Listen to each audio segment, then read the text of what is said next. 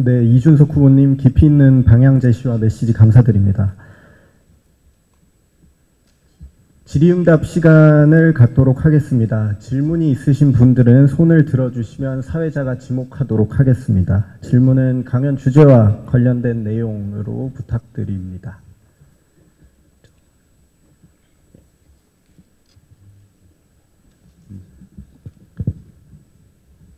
스태프가 마이크를 갖다 드릴 예정입니다.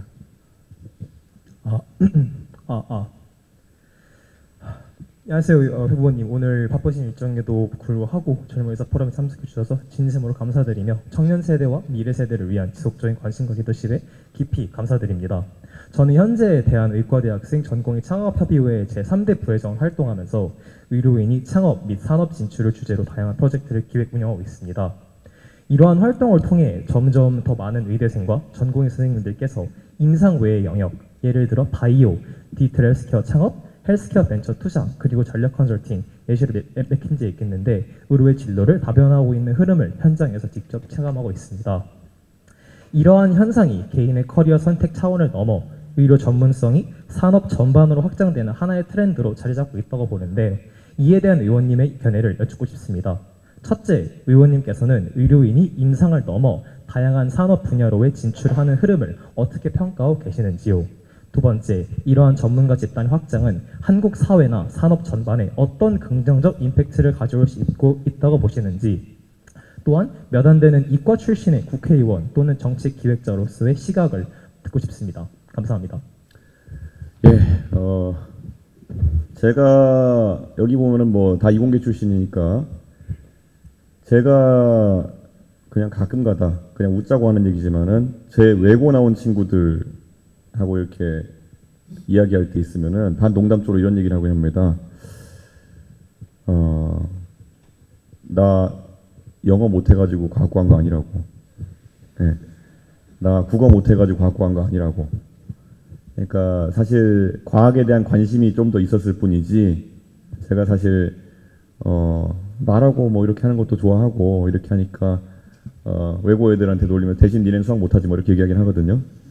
그건 진짜 친구들 사이, 진짜 친한 친구들 사이에서 웃자고 하는 얘기고요. 마찬가지로 지금 의과대학에 계신 분들도 비슷하게 얘기를 좀 할 수 있을 것 같습니다. 여기 계신 분 중에 수학 못하는 분 없을 것 같고요. 영어 못하는 분 없을 것 같고요. 뭐 여러 가지 능력이 출중한 분들이 많을 겁니다. 저는 그렇기 때문에 여러분이 다양한 영역으로 진출하는 것은 저는 굉장히 권장돼야 된다 이런 생각을 하고 있습니다. 특히 이런 사업적 분야라든지 이런 연구 분야로 진출하는 것은 저는 굉장히 권장돼야 된다 이런 생각을 하는 것이 사실 의료인으로서 앞으로 여러분은 뭐 다른 업종에 비해 가지고 기대소득이나 이런 것들은 굉장히 높겠지만은 떼돈 벌 수 있는 방법은 그 길밖에 없습니다. 예. 연구나 아니면은 사업적으로 가가지고 떼돈 버는 방법. 네, 그거밖에 없거든요. 그래서 그걸 저는 꼭 해보셨으면 좋겠다. 저도 고등학교 때 제 1년 선배였던 한 선배 한 분이 원래 고등학교에서는 컴퓨터를 공부하셔가지고 뭐 전산 올림피아드 이런 데 가서 상도 타고 했던 이런 형님인데 갑자기 이제 대학 진학할 때 되니까 의과대학에 진학하셔가지고 어떻게 지내시나 했는데 최근 몇 년 사이에 보니까 블록체인 프로젝트로 떼돈 버셨더라고요. 예. 메디블록이라는 그런 서비스를 운영하셨던 이은솔 선배인데, 근데 그런 걸 보면서 사실 이런 식으로 역시 머리 좋은 사람들은 어디다 갖다 놔도 할 일을 하는구나 이런 생각이었고요. 아까 제가 여기 마지막 장표에 디지털 헬스케어 관련 육성이라고 되어 있는데요. 국회에서 제가 이런 것들을 많이 살펴보게 되면은 결국에는 아직까지 무궁무진한 영역이 있습니다. 특히 진단에 대한 부분. 진단에 대한 부분 같은 경우에는 뭐 부착형 디바이스라든지 아니면 그걸 해석하는 방법론이라든지 많은 것이 열려 있습니다. 근데 이런 걸 또 풀어내려고 그러면요. 여러 영역이 있어요. 기술도 있고요. 로비도 있습니다. 왜냐, 기술이라고 하는 것은 새로운 제품을 만들어내는 과정 속에 내 지식을 투여하는 것이고요. 로비라는 건 아까 제가 말씀드린 것처럼 내가 의사인데 화술이 좋고 내가 사람들 꼬시는 거 잘한다 이렇게 하면요. 가가지고 그런 전문적인 영역을 가도 되는 겁니다. 대한민국의 의료 정책을 잘 로비할 수 있는 그런 로비스트 같은 역할. 저는 누군가가 할 수 있다 생각하고 굉장히 큰 영역이다. 왜냐? 산업계와 결부되게 되면은 그게 엄청난 부를 창출할 수 있는 또 하나의 영역이거든요. 지금은 의협이나 이런 단체에서 이런 정책을 홍보하고 이런 이사직에 계신 분들이 그런 대관 업무 비슷한 것들을 하고 계시지만은 사실 그것보다 더 전문화된 영역이거든요. 대관 업무라든지 아니면은 그런 소위 로비스트 업무 같은 경우에는 저는 그런 부분도 많이 관심을 가져줬으면 좋겠다 그런 생각을 합니다. 제가 반농담적으로 그런 걸 목표로 하고 제가 저희 의원실에 사직 전공이나 그 의과대학교 휴학하신 분들 한번 뽑아볼까 했는데 예. 생각보다 기대소득이 높더라고요. 예. 그래가지고 확실히 좀 하긴 했는데 예, 저는 앞으로 그런 움직임들도 기회가 될 때마다 좀 테스트해 보셨으면 좋겠다 그런 생각입니다. 예. 또 혹시 질문 있으실까요? 예.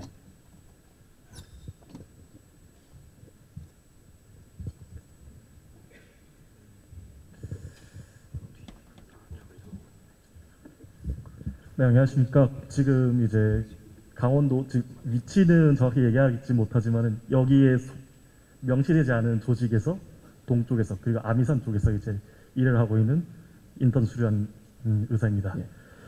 지금 말씀해주신 것처럼 이제 의사 같은 전문직 집단 같은 경우에는 소수자고 그 다음에 이 활동을 할 수 없기 때문에 더 목소리 내지 못하는 그런 환경이 있습니다. 또한 저와 저희 동료들이 속한 이런 조직 또한 여러 가지 문제 때문에 목소리 내지 못하는 이런 환경인데 이런 데에 대해서 더 관심 가져주시고 이렇게 말씀해 주셔서 일단 우선 감사의 말씀 드리겠습니다. 지금 여기 계시는 많은 선생님들 또한 이제 남자 선생님들은 제가 있는 쪽으로 오실 가능성이 있을 겁니다. 그 상황에서 이제 저희들이 학교에서 배울 때 그리고 병원에서 수련을 받을 때는 항상 고령의 중증 질환을 가진 환자들을 이렇게 많이 보게 되지만 이 조직 안에서는 대한민국의 20대 청년들, 가장 젊은 사람들이 가장 건강할 때 이렇게 환자를 보게 되고 그러다 보니까 이제 환자들의 건강 관리에 대해서 완전 새로운 측면에 대해서 보게 됩니다. 하지만 또 이 조직의 재밌는 점은 이렇게 경증 환자들을 보게 되지만 또 엄청난 중증 외상 환자들을 많이 보게 된다는 점입니다. 지금 말씀하신 것처럼 이제 국립의대랑 같이 함께 연계해서 장기 군의관을 획득하는 방안을 강구해야 될 필요성이 있다고 하셨는데 첫 번째로는 이것을 이제 어떻게 해나갈 계획이신지 이걸 자세히 듣고 싶고 두 번째로는 이제 군 내 이제 1차 진료 같은 경우에는 양호실 수준입니다. 그러다 보니까 이런 간극, 양호실 수준의 엄청 그 적성을 살리지 못하는 환경에서의 의료와 또 반대로 엄청 고도의 자원과 기술이 필요한 이런 의료를 어떻게 두 개를 같이 관리할 수 있을지 이런 거에 대해서 그 견해를 좀 듣고 싶습니다. 이상입니다. 예, 사실 우리 그 군 의료 체계나 이런 것에 대해서는 군의 개념부터도 좀 바뀌어야 되는 부분이 있다 그런 생각을 하고 있습니다. 우리나라 같은 경우에는 국경 방어를 굉장히 중요하게 생각하는 그런 나라입니다. 왜냐? 이것도 마찬가지로 대중이 생각하는 국방의 개념이란 개미 한 마리도 철책선을 넘어오면 안 된다. 이런 생각을 가지고 지금 짜놓은 방어 체계입니다. 그렇기 때문에 우리 군이 뚫렸다라는 이야기를 들을 때면 누가 철조망을 넘어가지고 노크 기순을 했다. 뭐 이런 거 나오면은 굉장히 큰 국방의 구멍이 생긴 것처럼 이렇게 호들갑을 떨게 되죠. 누가 미사일 쐈다 그러면은 그냥 쐈나 보다 이러는데.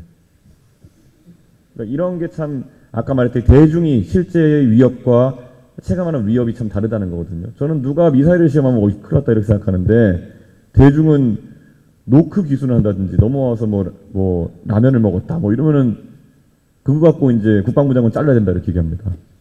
네. 저는 그런데 이런 괴리가 생겼기 때문에 사실 군 정책을 짜는 사람도 그 철책선 방어를 포기를 못하는 겁니다. 아마 인도 파키스탄 사이의 국경 빼놓고는 이런 식으로 몇십만 대군을 철책선 지키라고 세우는 나라도 드물 겁니다. 철책선이 어딥니까?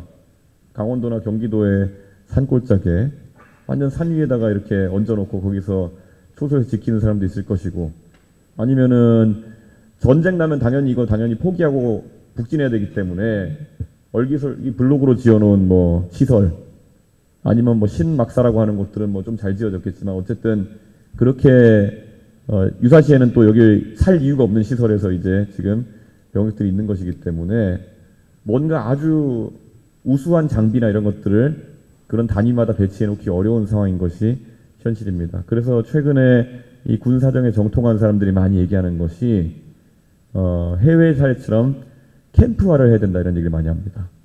지금은 뭐 중대 단위나 아니면 대대 단위로 서로 이렇게 뭉쳐가지고 거주하는 그런 상황이라면은 아예 사단 단위로 하나의 단지를 만들어 놓고 거기서 뭐 10,000명 가까운 인원들이 하나의 도시처럼 이제 거주하게 되면은 그 안에는 이제 의료 인력들이 더 효율화돼서 배치될 수 있다라는 이야기 같은 걸 하는 거죠. 특히 아까 말한 대부분의 경증 환자들이 많은 상황 속에서 중증 외상 환자가 왔을 때 그것에 응대하려면 후송 체계도 아주 깔끔해야 되는 것이고, 두 번째로는 실제 치료할 수 있는 시설 자체가 잘 마련되어 있고, 무엇보다도 그런 외상 치료를 실제 할 수 있는 군 의관이 배치돼 있어야 되는 거 아니겠습니까? 근데 그거를 중대나 대대단위 흩어놓을 수 없으니까 결국은 캠프화를 하는 것이 중요하다, 그런 생각을 하고 있고요.